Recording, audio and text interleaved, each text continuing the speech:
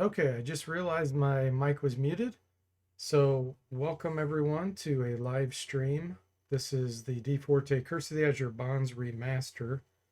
I'm making changes to this engine, enhancing it, and adding in all kinds of features, fixing bugs. It's going to eventually be a gold box engine where I remaster and possibly even create brand new games and everything.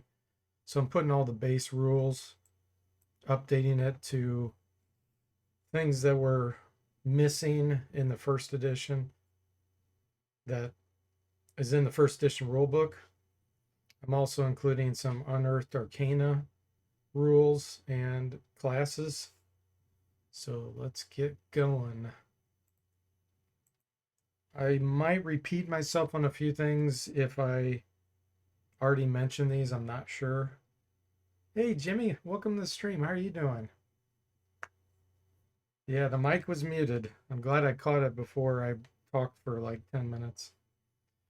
Okay, so right now, because I'm doing a lot of testing on new things that I'm creating, I have it set to level up the characters to level approximately 17, 18. I have implemented all the levels up to that point for all classes.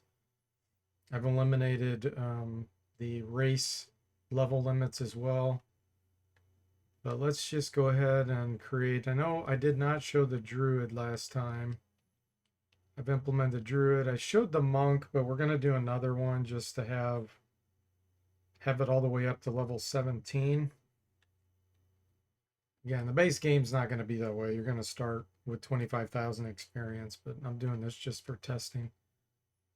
You can see the monk on level 17 has -3 armor class. And open hand damage is 8d4. They get 4 attacks. But the Thaco is 10. So it's the same Thaco as a cleric of that level. Okay, so let's go ahead and keep it. Let's create the druid. Druids max out at level 14 on the original rules. They're interesting though. They get hit points, but they get a hit die of a roll all the way up to level 14. Whereas many of the other classes stop getting rolls on their hit points once they get to like level 11 or so. They start just getting a low set amount. So that does offset it a bit. Let's create a cleric because I added a new spell there. I don't think it really matters what I put for my stats here. I did add magic user spells. I'm not sure if I actually tied it in yet. Let's see. And we'll go ahead and do a paladin and a ranger because I did bump their spells up as well based on the rules in the rule book.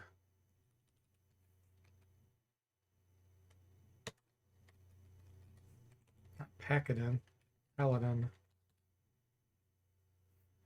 Jimmy says, you mentioned on the Discord this project started with you trying to find the pool of Radiant source code. Do you think Curse is a better base engine to start with, or it wouldn't matter? Yes, Curse is definitely a better one to start with. I'm going to retrofit it to Pool of Radiance, so I'm going to redo Pool of Radiance with it. Also, all the spells that are in the future versions, like Pools of Darkness, I'm recreating in the Curse in this gold box engine, I'm calling it now. And then I'm adding in all the other spells, a lot of other spells that were never included in any of the games. And it's all going to go into this gold box engine. And then I will import resources and things from all the other games and basically have them recreated in this engine. The ones with VGA graphics, that'll be a bigger project down the road. I think that started with Secret of the Silver Blades. I can probably pull in all the monsters and maps and stuff, but I'm not sure about the graphics. That might require some further enhancements, but I'm enhancing this thing like crazy. really expanding it because there was a lot of limitations in it. Okay, let's do some testing here. Show off some of the new stuff. All right, so let's start with the mage. You can see it goes all the way up to 9th level spells now. I did add in Globe of Invulnerability, which was in games after Curse. And then all of these already existed, I think. Yeah, nothing new there. The Druid, some of these are old spells, some are new. I'm not sure what I've showed on the past stream, so I'm just going to show them, talk about them again. So Shillelagh, that's a level 1 Druid spell that was never implemented in the original games. Jimmy says, I like that a lot. Pool desperately needed a remaster. I'm finding converting VGA to EGA to be a challenge. Yeah. Bark Skin. Well, Curse the Azure Bonds stopped with level 1 Druid spells, I believe. Yeah. So I've implemented all of these from scratch. So we got Bark Skin, which was in later games. Flame Blade never existed. Goodberry never existed. Slow Poison, Charm Person or Mammal did. Cure Light Wounds did. Heat Metal and Chill Metal did not. So I implemented those as well. Call Lightning never existed. Cure Disease and Neutralize Poison, I think, did in the later engines. And then this fourth level spells. Confusion is just like the Mage spell. Sticks to Snakes is just like the Cleric spell. That's why I implemented these quickly, because I was able to reuse the logic that the Cleric spells already had. Cure Critical is new in this game. It didn't exist. I had to implement that. Same with Feeble Mind. Confusion. Oh, this shouldn't be 4th here. This is my testing. I forced a 4th level spell of Confusion on everybody. That's a caster. It's really, when you're a druid, Confusion is a 7th level spell, which is interesting because it is 4th level for mage, but for druid, it's 7th. And druid actually affect less monsters than the mage does with Confusion. But the druid spells are interesting. They're almost like a quasi-mage cleric. Okay, clerics. I think, yeah, I added harm and heal. Those were in existing games, but I had to re-implement. Restoration was in this game in the background, so I was able to reuse that logic, recreate it. And then I added Earthquake, which never existed anywhere. Earthquake's kind of a crazy spell. I'll explain how it works once we get into a battle. Right now, I'm doing things to kind of, for testing purposes, to kind of change how it works a little bit. And then I just, when it's ready to really be used, I'm going to switch it to how it really should be. So paladins, you can see now, can get all the way up to 4th level cleric in this game, which is normal. And then the ranger can get 1st through 3rd druid and up to level 2 magic user. Let's get him some call lightnings.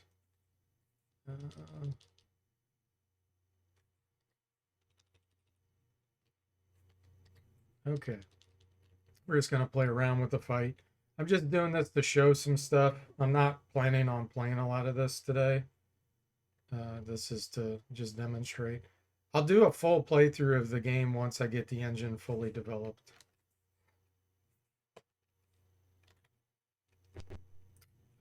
This was built in. I just enabled it. This was built into the source code that I'm using, that I grabbed. So they had already done an enhanced area view where the blue marks show doors. So I'll probably do further enhancements on this, but they had already done that, so I just enabled it. Jimmy says, restoration, no more going back to town for the temple scam. Yeah, exactly. There's a new condition I've added in the game, which are disabilities, it's called. You can get them on your hands, your body, and your face, um, from the heat metal and chill metal spell. Explain that a little bit here. Okay, this I already showed last time where it's dark green, the things that you can't enable, but you can still buy.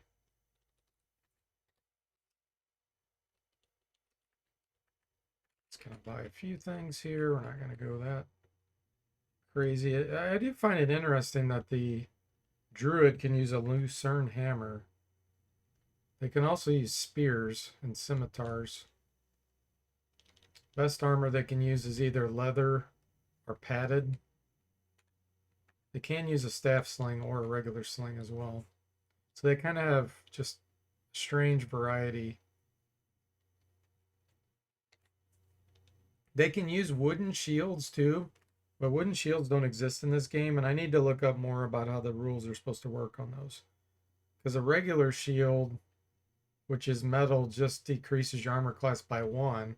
So I don't know if a wooden shield also decreases it by 1, but it has other limitations like it's flammable or something. You know, I don't know the rules on that.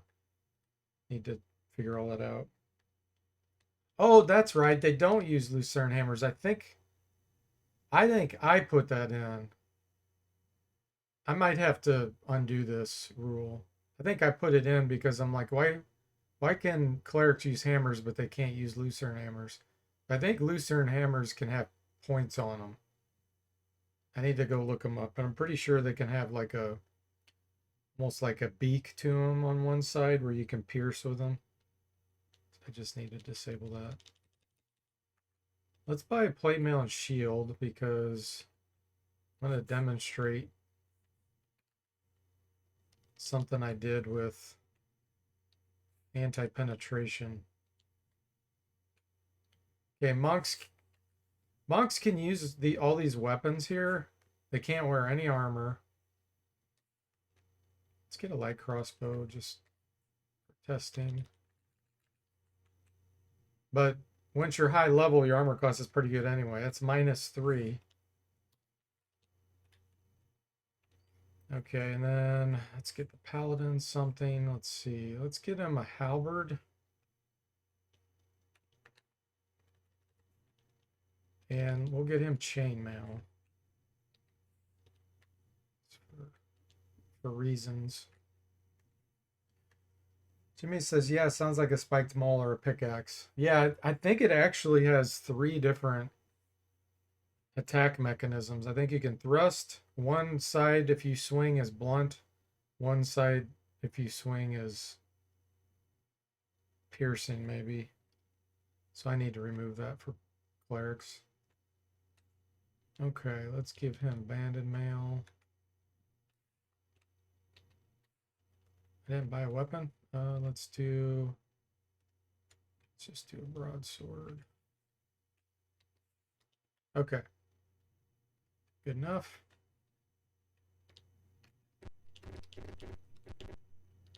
So we're gonna get in a fight here. Before I do that, let's demonstrate a new feature of bark skin. So in the original engines, when you cast bark skin on a character, it did not reflect in the visual armor class. It processed it, but you couldn't see it.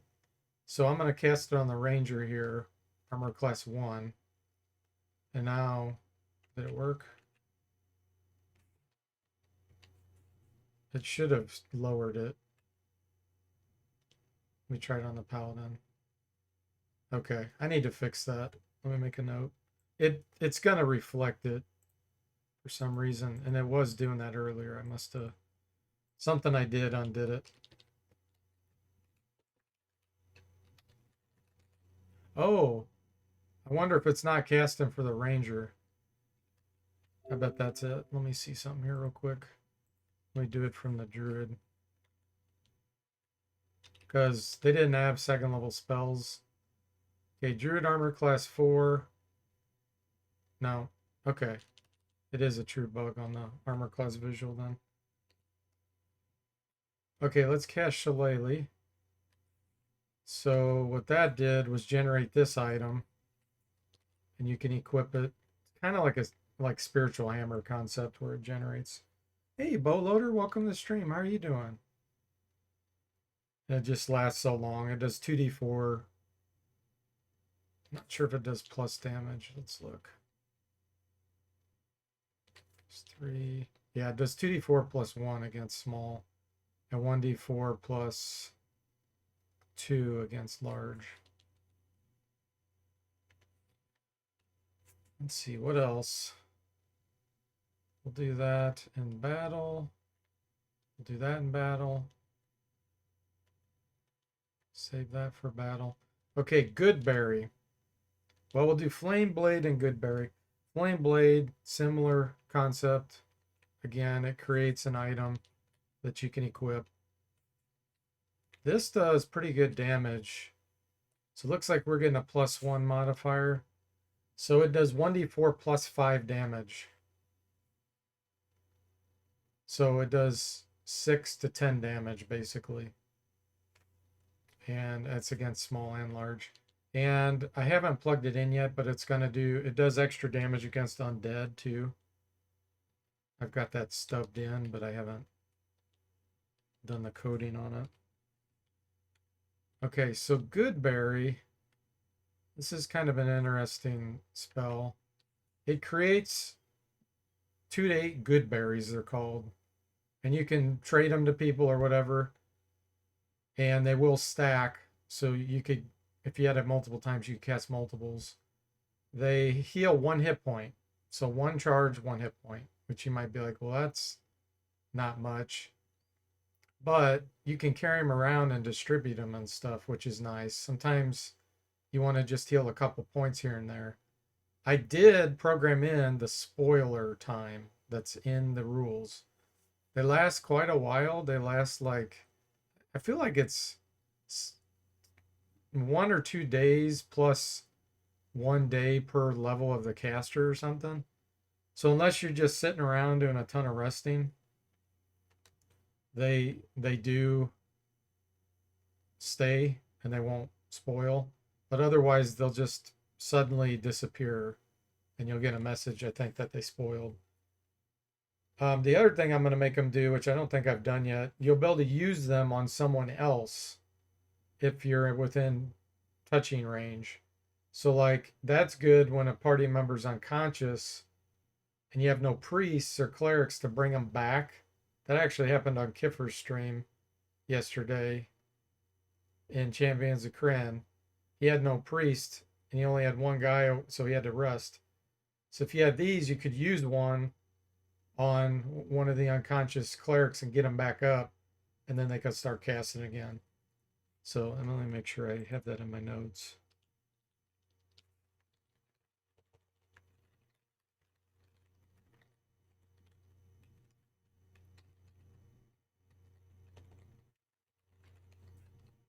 Okay. So that's that spell. Let's see. Anything else outside of combat? Not really. Globe of Invulnerability. That protects you from 1st through 4th level spells. Again, that spell existed in future versions, but it wasn't in this engine. Okay, Punch Bar Keep. Here we go. So the Druids first. What I'm gonna do, I'm gonna back up here and delay. I don't want him to lose his spell. Hey, Moody, welcome to the stream. How are you doing? Jimmy says, I'd be double fisting good berries. Also, for the sake of Kiffer's snack time, good berry counts as a sweet. Yeah, that's right. You're an 8 out of 10. Glad to hear that, Moody. Glad you're feeling a little better. Very interesting, Moody says. Okay. Now, we're going to do Earthquake from the Cleric. The spell can only be used outside. Temporarily, I've disabled that so that I can test with it inside. But it's not going to work unless you're outside. So here we go. We hit cast. It says cleric begins casting. You saw that. I'm going to go ahead and do a call lightning too. Call lightning also is outside only, but I think for now I've made that work inside.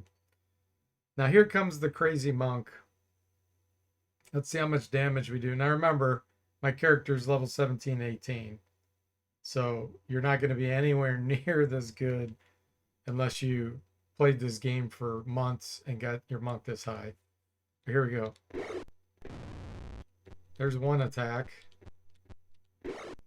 Second attack. Third attack. Fourth attack. They get 4 attacks at level 17 with open hand and do AD4 damage. It's nuts. Okay, protection from evil showing. I talked about that last time. It shows statuses in here. Now watch there. See the messages when they're hitting me? It said no penetration.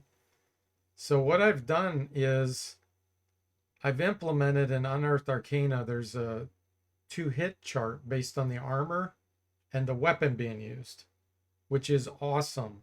I always thought that was missing from D&D, and it was missing from these gold box games. Every weapon had the exact same chance to hit and penetrate all the armor types. So Gary Gygax put that into Unearthed Arcana, which is still first edition. It's just like a supplement book. So I've implemented that on all weapons. So like, for example, a Joe stick, its chance to penetrate plate mail is like -7 or something. Actually, I'm thinking of the bow stick. The Joe stick's also bad because it's a stick. How are you going to penetrate plate mail with a stick? But if someone has no armor on, the bow stick's like +3 to hit. So they put in all these adaptations for the weapon types, chance to hit based on the armor and the type of attack. Like blunt weapons are better against the heavier armors like plate mail and such. Even if they do less damage, like the Becte Corbin, it's cool that now you just have a greater chance to hit with it and penetrate on those armors. So if it says no penetration, it means that if the player was not wearing armor, you would have hit them. And if it says misses, then you wouldn't have hit them. You just missed because of evasion and your lack of skill. So that's kind of cool. Let's see if the mage can punch for 1 damage. Okay, I'm going to delay again. Let's call lightning on this guy. Oh, I see. I did set it back. It says only works outdoors. I changed it so it only works outdoors. We're just tearing up the bar, Jimmy. That's right. Okay, let's delay. Make sure the druid's not going to get interrupted. Okay. So this is one of the new spells. I'll do heat metal. Now, I did make this smart where it only works if what you're casting it on has either something metal in their hand or on their body, armor-wise. Eventually, we'll have helms and stuff implemented. They're not implemented right now. So the head part won't work. But there's different things that happen based on the rules. I've implemented all that. So we casted heat metal on all those guys. Let's have the monk just take these down and then we'll have him stop his turn. So right there it just said the cleric is channeling. So the way Earthquake works based on the rules, you have to channel for 10 rounds before it actually goes off. So I had to implement this in the engine. That was quite an ordeal. But now that I've implemented a channeling mechanism, if there's other spells like that, I can work with that same mechanism. But Earthquake was the first one that had a need for that. Okay, so let's just have you quit because we're going to have fun with Earthquake. Oh, let's do Sticks to Snakes. I did implement an enhancement to that. Now, there was a message there that said metal begins to heat up. So the first round after heat metal on a life form does nothing. You just get the message that the metal's heating up. That's by the rules. See, it says metal begins to heat up. And right there, we just saw no penetration message when they hit our armor. Sticks to snakes. Let's go ahead and cast on this guy. He's fighting with snakes. So we'll see if he gets poisoned. I implemented the poisonous snakes that is mentioned in the original rules. Let's do another one. Just to try to maximize our chance here. Okay, Cleric is channeling. Now, it normally takes 10 rounds. I accelerated it to 2 or 3 rounds for my own testing purposes. I didn't want to have to sit around for 10 rounds. So we're getting ready to cast it. So now you get to pick where the earthquake's going to land. This thing has a huge radius based on your level. So we're level 14. I think it's going to be a radius of 9 or something ridiculous. It is friendly fire, just like Fireball. So I'm going to cast it here, and we're going to see what happens. Hey, Steely Pat, welcome to the stream. How are you doing?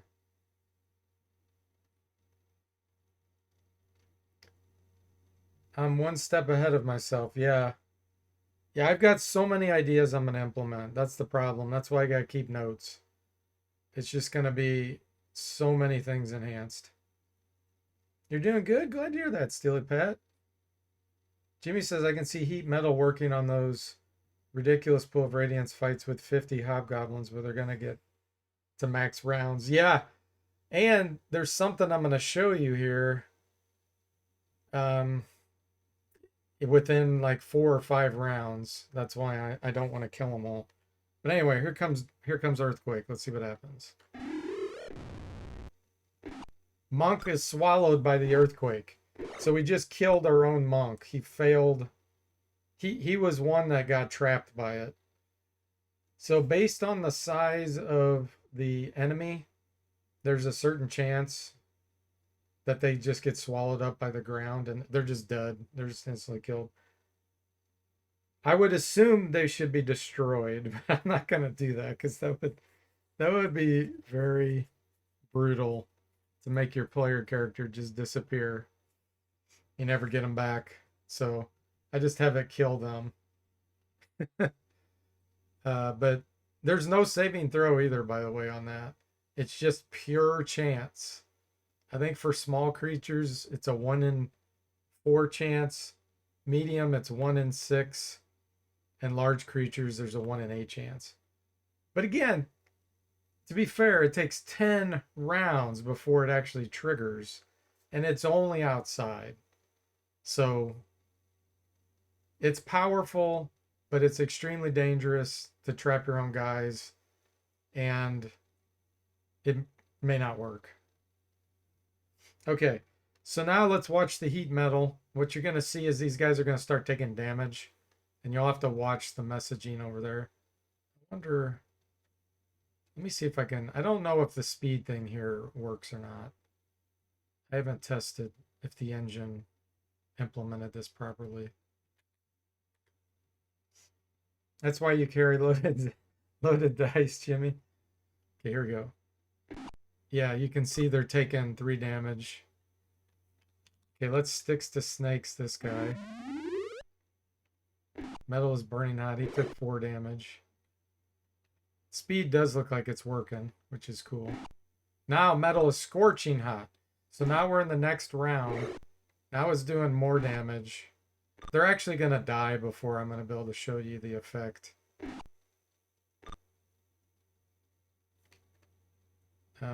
Let's have you delay.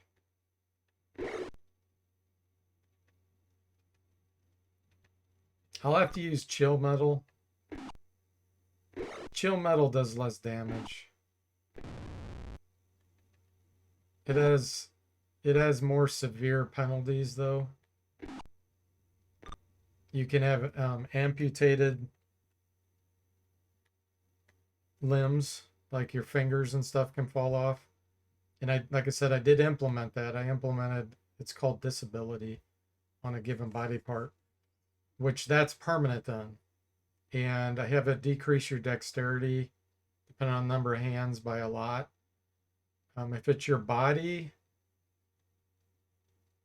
well, you can't equip gloves. You can't use weapons if it's your hands. And you can't equip rings, I think. And then if it's your body, you can't equip armor. If it's your face, your head, your charisma drops to 3. You become disfigured. That's not in the rules. I implemented that myself. And it does, like the heat metal will knock you out for so many rounds. The chill metal does the disfiguring on the face. There was no knockout with that. Yeah, these guys are taking too much damage and dying. Hand, there we go.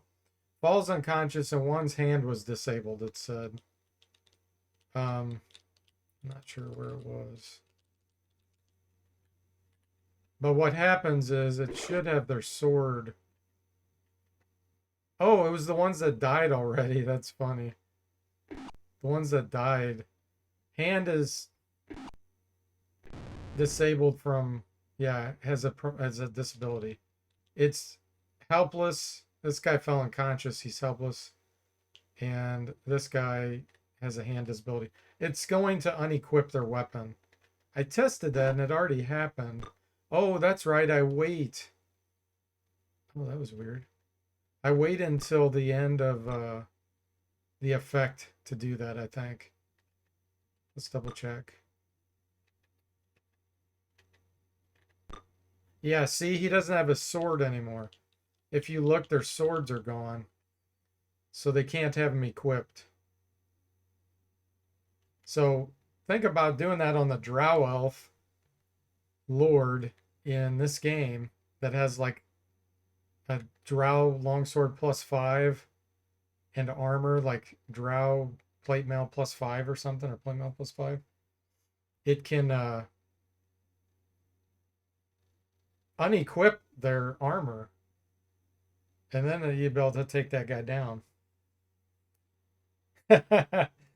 Billy Pat says, I can't believe the paladin is pro evil. That's funny.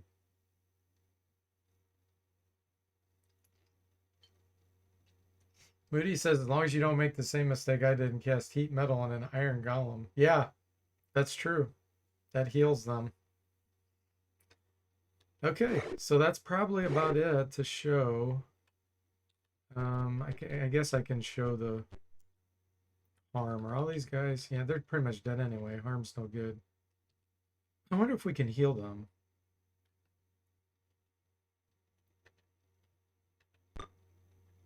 No penetration. Unaffected. I got to see what I'm doing there. It's showing a list. Okay. Let me put that on my notes. After casting heal, showing a list.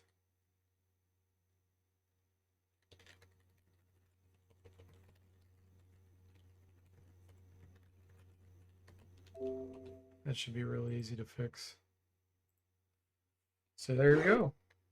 Any questions before I move over to...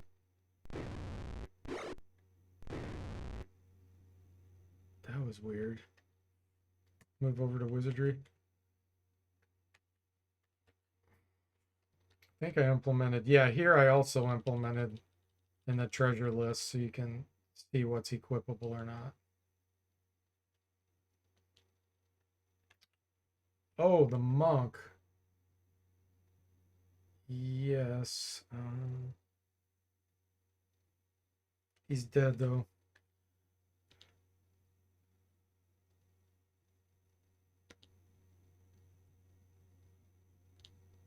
Oh, I should have said no.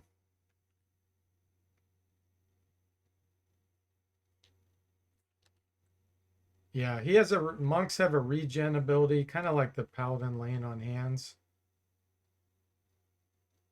that they do from this menu. It says regen. They could do it once per day. Looks like the movements are not right either. That.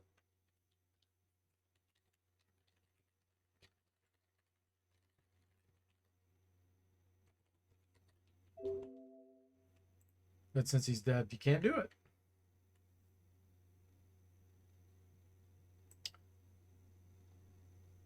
All right, I don't see any more questions, so there we go. Let's do some wizardry. I think I have to create a new character. I'm pretty sure last time our guy died. Just trying to think of the next